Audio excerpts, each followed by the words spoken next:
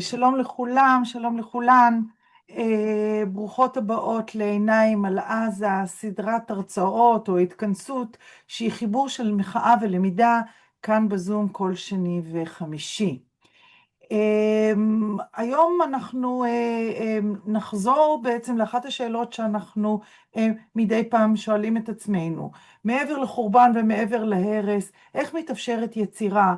מה מקומה של התרבות? מה מקומה של המילה תחת תנאים קשים של ההרס, של ההשמדה בעזה? כדי לדבר על זה אנחנו מארחים היום את פרופסור יונתן מנדל, שהוא מכהן כרגע כראש המחלקה ללימודי מזרח תיכון באוניברסיטת בן גוריון. הוא חוקר את השפה הערבית ואת מקומה בארץ ב100 השנים האחרונות.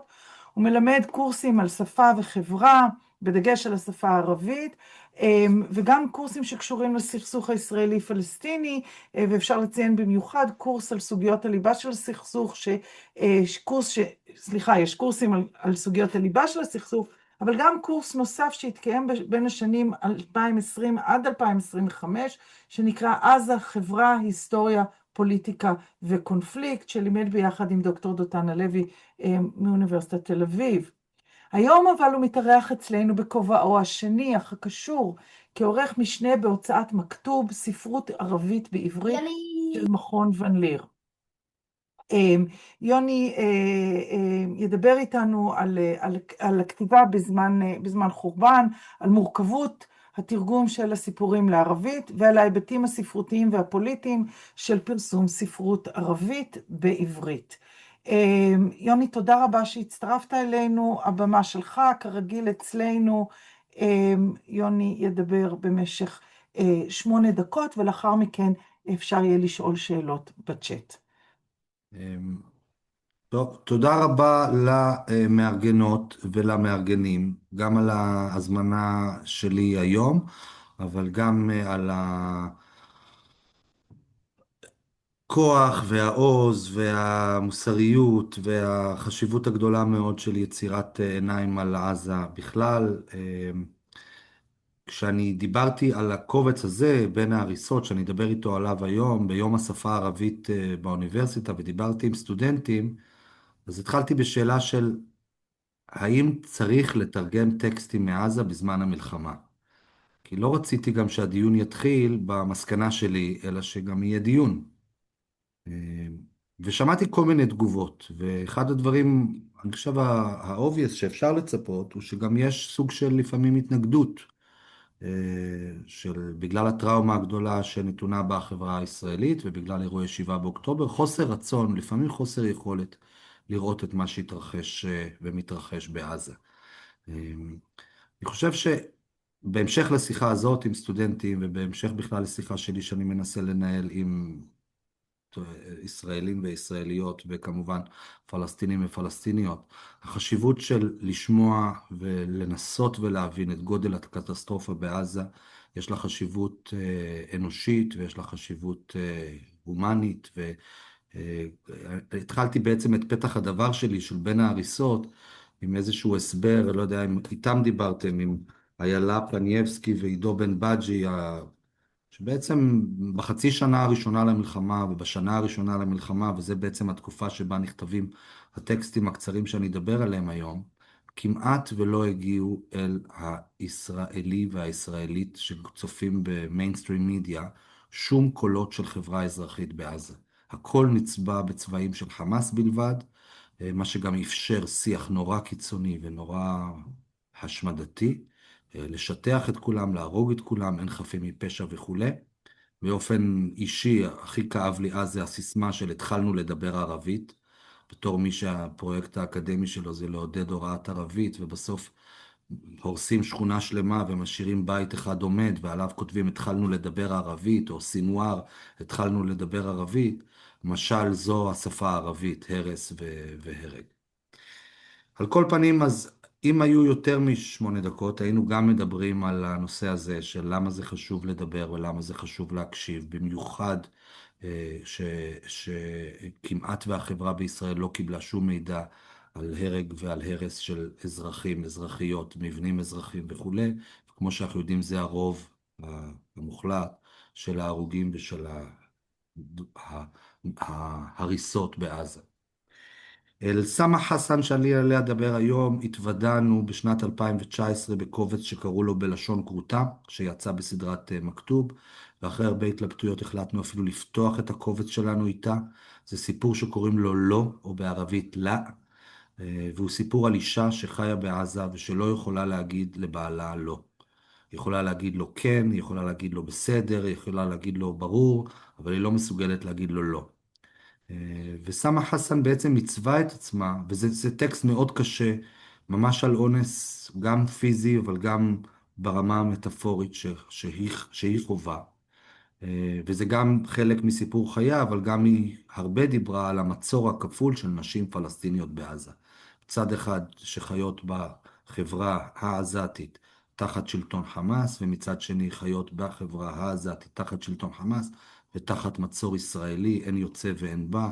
אני בטח פה מתפרץ להרבה דלתות פתוחות של מרצים ומרצות שדיברו לפניי על השלכות המצור על החברה הפלסטינית, אבל ממש בשורה להגיד 20 שנה של חברה פלסטינית שלא מתקיימות בבחירות, שאין בה שום אקטיביזם פוליטי, ושהיא משתרעת מרפיח, רפח ועד בית לאהיה, וזהו, אין יוצא ואין בא. אז התוודענו אליה בקובץ הזה, ושמרנו איתה על קשר מאז.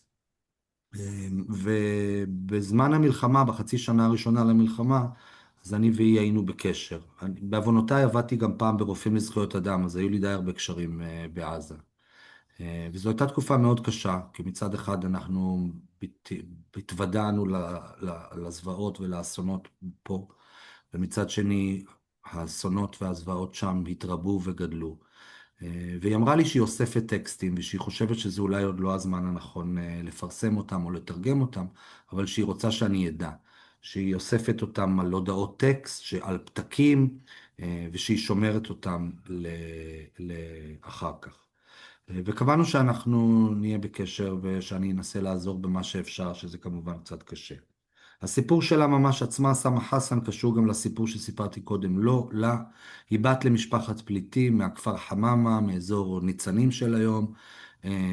היא חייתה במחנה הפליטים ח'אן יונס, ואחרי זה עברה לעיר ח'אן יונס, ואחרי פרידה מבעלה היא עברה עם הילדים לעיר עזה. שם היא פרסמה בערך 6 קובצי סיפורים קצרים, והתפרסמה גם כפובליציסטית, והרגישה סוג של חופש שהיא הייתה בעזה בנפרד מבעלה, ואחרי ה7 באוקטובר היא עשתה את הדרך חזרה, עד מחנה העקורים ברפיח, רפח, ועד הצלחה לצאת למצרים, שכמובן זה הצלחה מצד אחד, מצד שני זה כרוך בהמון המון כספים ותשלומים, ועכשיו גם במצב של לימבו, היא נמצאת במצרים, היא לא יכולה לעבוד במצרים, וכן הלאה וכן הלאה. ההחלטה שלנו במכתוב לתרגם את קובץ בין ההריסות, אחד, זאת הזדמנות לתת קרדיט גם ליעל שנקר שכתבה את אחרית הדבר, וגם לדפנה רוזנבליט שערכה את הטקסטים מבחינה ספרותית, אבל בעצם זה היה גם חלק מפעולה שלנו, שהחלטנו אותה ממש בשנת 2024, שחייבים למצוא דרך להגיב גם ספרותית לאימה שאנחנו רואים. אז ניסינו לתרגם חלק מהטקסטים על עזה ומעזה, אגב אחד מהם של מחמוד דרוויש מ-1971, טקסט מאוד מיוחד שקוראים לו עזה כבר איננה עיר, וזה מדבר על עזה בשנת 71, אחרי שאריאל שרון הודיע שמוגר הטרור מעזה, והטקסט כאילו נכתב אתמול. והיו לנו עוד טקסטים נוספים שתרגמנו, אבל גם הקמנו את מדרסת מכתוב לתרגום, של בו לקחו חלק 20 חברים, יהודים ופלסטינים, שחשבו שתרגום זה דבר שצריך לעשות דווקא בזמן של הפרדה ומלחמה. ואחד מהפרויקטים שבסופו של דבר רקם עור וגידים, קרם עור וגידים, היה הפרויקט הזה של תרגום 36 סיפורים קצרצרים מעזה של סמה חסן. אז אני לא אקרא את שמותיהם של כל 30 המתרגמים והמתרגמות, אבל זו קבוצה גדולה מאוד של צעירים וצעירות בעיקר, שחשבו שזה הדבר הנכון לעשות עכשיו. דבר ראשון, לעבוד ביחד, יהודים ופלסטינים ביחד, ולא ליפול אל כוחות הפירוד והפלצול והפירוד. ודבר שני, גם להשקיע את זה בתרגום טקסטים קצרצרים מעזה. הטקסטים עצמם זה הדקה האחרונה, אני רואה את האצבע. הם כמעט זה סוגה שאני חושב שהיא מתאימה לרגע הזה. אפשר גם לתרגם רומן מעזה, ואפשר, זה כמובן מאוד קשה, כל מה שקשור לזכויות יוצרים, כעס הרבה פעמים של הצד הפלסטיני וחוסר רצון לעשות שום דבר עם עברית. ובמקרה של סאמה חסן, הקול שלה הוא מאוד אנושי, והיא רצתה שהקול שלה יתורגם לעברית. אני חושב שדווקא סיפורים קצרצרים, הם קצת כמו הייקו כאלה, או very short stories, הם קצת כמו איזה שבר, או איזה רסיס, וזה ממש סיפור שהיא שמעה, מקום שהיא הייתה בו, אירוע שנחרט בה, ועכשיו אנחנו מקבלים את זה בקובץ הזה, הזדמנות גם להגיד לפיראס שחאדה תודה על האיור, אבל אנחנו מקבלים את זה בקובץ הזה, בקובץ שהוא מאוד דחוס, כשאני נותן אותו לאנשים, וכמובן זה קובץ שהוא, אפשר לקבל אותו, הוא ללא מחיר, אנחנו לא גובים חס וחלילה תשלום על הפרויקט הזה בשום אופן, אז אני כמעט אומר לאנשים שמקבלים אותו, שאני מצטער שאני נותן להם אותו, כי זה מאוד עצוב, מאוד טרגי, מאוד דחוס, מאוד דחוק, מאוד קורס וחנוק, ויש שם תביעות, ויש שם קטיעות, ויש שם הרבה מוות, יש הרבה... ואני חושב שזה מייצג, sadly, בצורה גם מטאפורית וגם אמיתית, את התחושה שהפלסטינים בעזה חשים, שהחיים בעזה ספוגים וטובעים במוות. רצועה של 2 מיליון אנשים, שמתוכם 80,000 בערך נהרגו, הרבה יותר מאשר 1% של האוכלוסייה, אנחנו כבר מדברים כמעט על 4% מהאוכלוסייה. יוני, תודה רבה. אני חושבת שיש פה כבר כמה שאלות, אבל אני רוצה בכל זאת לבקש ממך אולי להתחיל בלהקריא סיפורון, קצרצרון, איך שאתה קורא לזה, אני אתן דוגמה אולי ממש. אפילו בערבית ועברית. בסדר, בסדר. הסיפורים הם לא סיפורים קצרים, הם סיפורים קצרים מאוד. הם כמו תמצית, כמו ריכוז, ואחר כך אני חושב שאחרי שקוראים את הסיפור, צריך שנייה לעצור, בגלל שהסיפור קצת נותן איזה מין אה, שרפנל כזה, שבר, צריך לחשוב מה היה לפני וגם מה קורה אחרי. אז אני מתחיל עם סיפור שאני מאוד אוהב, שקוראים לו, ועצוב ממנו, שקוראים לו אמל ומות. ظل الأب ل3 أيام متواصلة يحدث طفلته عن الأمل فيما كان يجلس فوق أنقاض بيتهم وكانت هي تحدثه عن الموت فيما هي عالقة تحت الأنقاض حتى سكتت. תקווה ומוות. 3 ימים רצופים רחן האב מעל ההריסות, והוא לא חדל לדבר עם ביתו על התקווה, כשבאותו הזמן היא, שנותרה לכודה תחתן, סיפרה לו על המוות, עד שנדם קולה. וסליחה שאני ישר קוטע את זה, אבל אפשר, מי שראה סרטונים מעזה, מכיר זה לא המצאה. אנשים היו מתחת להריסות, וקרובי המשפחה שלהם דיברו איתם, ולא הייתה שום אפשרות להגיע אליהם. אין אפשרות, לא הייתה אפשרות לשלוח אמבולנס, ולא הייתה אפשרות לשלוח כוח הצלה, ולא הייתה אפשרות. וברור שבסיטואציה הזאת האב ינצל את ההזדמנות ויגיד לבת שלו, את תהיי בסדר. ו- ואולי גם ברור שהבת שלו תגיד, לא, לא יהיה בסדר. איך אני אצא מפה? ובסוף היא, ובסוף היא, עד שדמם קולה. אז הסיפורים זה ממש דוגמה לסוג הסיפורים של סאמה חסן ולסוג הכתיבה של סאמה חסן. הרבה פעמים אין שמות פרטיים כמובן, והרבה פעמים זה האישה, הילד, הסב. זה הכל סיפורים עם הקשר אזרחי מאוד חזק, צריך גם את זה להגיד. הרבה מאוד על ילדים ועל נשים ועל אוכלוסייה אזרחית. אין שום דבר שהוא קשור לחמושי חמאס או משהו כזה, כבר לכל המלעיזים שירצו להגיד. היא אגב נודעה בתור מתנגדת גדולה מאוד לשלטון חמאס. אה, בתקופה, כאילו, שזה היה עיקר הדברים שצריך לדבר עליהם, ולא באמת האסון הגדול שבו נמצאים העזתים עכשיו. תודה. יוני, יש כאן כבר שאלות. שואל אהוד, כמה פלסטינים אזרחי ישראל מ-48 מכירים ועוקבים אחרי כתיבה מעזה, אם יש מעבר? באופן כללי, אני חושב שבשנתיים וחצי האחרונות היו הרבה כותבים מעזה שכתבו בערבית. לא היה רצון גדול שלהם אולי, בטח בהתחלה להיות מתורגמים לעברית, וגם אני לא בטוח כמה היה רצון של החברה היהודית בישראל לתרגם אותם לעברית. אבל קוראי ערבית, זה אומר פלסטינים אזרחי ישראל, התוודעו להרבה כתיבה בעזה בשנתיים וחצי האלה. מי שרק רצה זה היה שם, גם באתרי אינטרנט וגם בעיתונים. הכותבים המפורסמים הפלסטינים הפכו להיות מפורסמים יותר במהלך המלחמה. אחד מהם הוא עאטף אבו סייף, שכתב ממש ספר שהפך ליומן, והוא כתב יומן מתוך המלחמה בעזה, כשהוא בעזה. אז זה אחד השמות. השמות הכי מפורסמים, אגב, שיוצרים מעזה הם באמת של משוררים מתקופה יותר מוקדמת, וזה הרון האשם אל-רשיד ומועין אבססו, שאני חושב שכל פלסטיני בארץ שמכיר ספרות ושירה יכיר. שואלת ליאור, אם אתה יכול לספר קצת מה שמעת מסמר חסן על הכתיבה בזמן הג'נוסייד?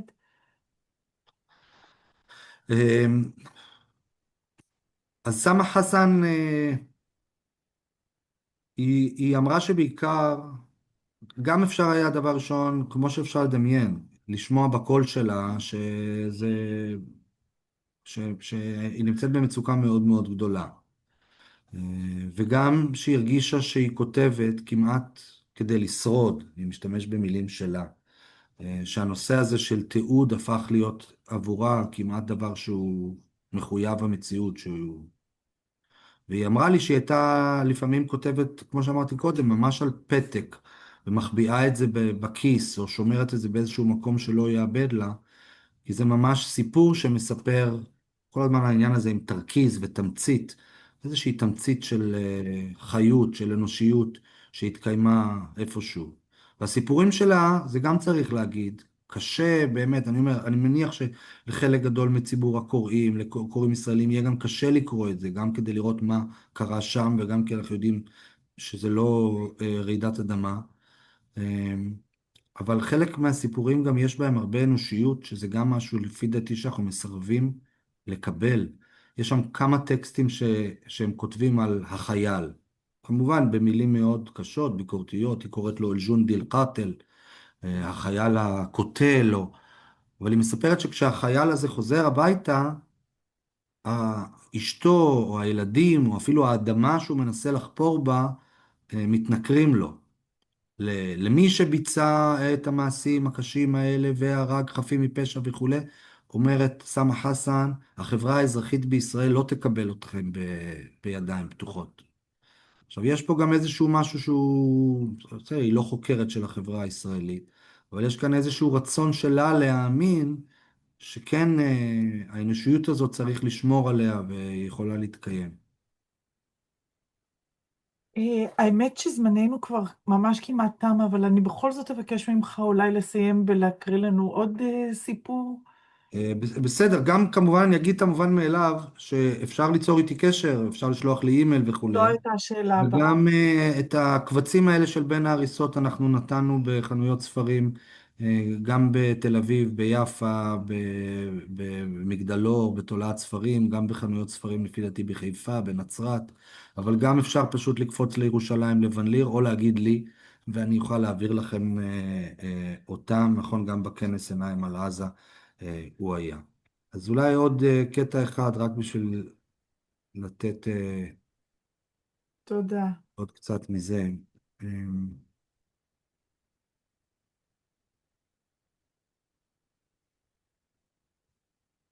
חלק גדול מהקטעים שלה מספרים על עולם שחרב לגמרי. אז לפעמים זה עולם שחרב בבית, על מישהו שאיבד גם את אשתו וגם את ילדיו וגם את הבת וגם את הדוד וגם וכולי, והבית הפך לבית קברות, ולפעמים זה מקום. אז לאזור הזה, לסיפור הזה יקרא אינתיחר. ואני אקרא את זה בערבית ובעברית. כן, כן. انتحار. قررت الثانية أن تنتحر. وحين لمتها الدقائق الساعات على قرارها المجنون أجابت بحزن: أنتم لا تعرفون كيف يدمر الطغاة بصواريخهم من خلالي حيا كاملا. كانت العصافير تغارد فوق بيوته، والأطفال يرتعون فيه، والأمهات يطبخون الطعام الشهي، والآباء يحلمون بغاد أجمل. התאבדות. השנייה החליטה להתאבד. השנייה, second, כמו שנייה בשעון. בסדר? אני אתחיל עוד פעם. התאבדות. השנייה החליטה להתאבד. כשבאו הדקות והשעות לנזוף בה על החלטתה המשוגעת, היא השיבה בעצב: ראו איך הורסים בשנייה אחת שכונה שלמה. שכונה שציפורים צייצו מעל בתיה, וילדים התרוצצו בשביליה, ואימהות בישלו בה אוכל טעים, ואבות חלמו בה על מחר יפה יותר. זו התגובה של השנייה למה שאפשר היה לעשות בשנייה. סיפורים שנכתבו ב8 חודשים, אם אני לא טועה, או 10 חודשים הראשונים של המלחמה. וגם על סיפור שנקרא בשנייה, ואולי אפילו נכתב בשנייה, והכוח שלה, מה שהיא יכולה להכיל. נכון, נכון. האמת, אני שמעתי כבר כמה ניתוחים ספרותיים של אנשים שמבינים בספרות הרבה יותר ממני, שבאמת לקחו את הקטעים האלה של סמה ולימדו אותי הרבה דברים על ההקשרים של זה ועל השפעות והרבה על פנטזיה שגם קיים בחלק גדול מהשירים והרבה דמיון, הרבה על אימתני הטבע, כאילו אפשר הרבה, בגלל שזה רק 20 דקות אז נתנו רק על קצה המזלג.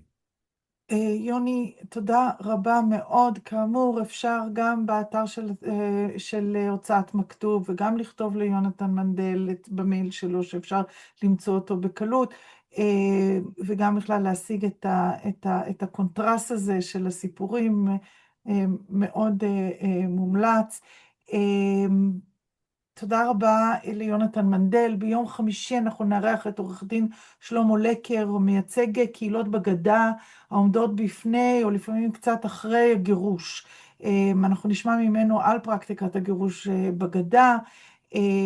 ביום חמישי בשעה 2 בלינק רגיל של עיניים על עזה.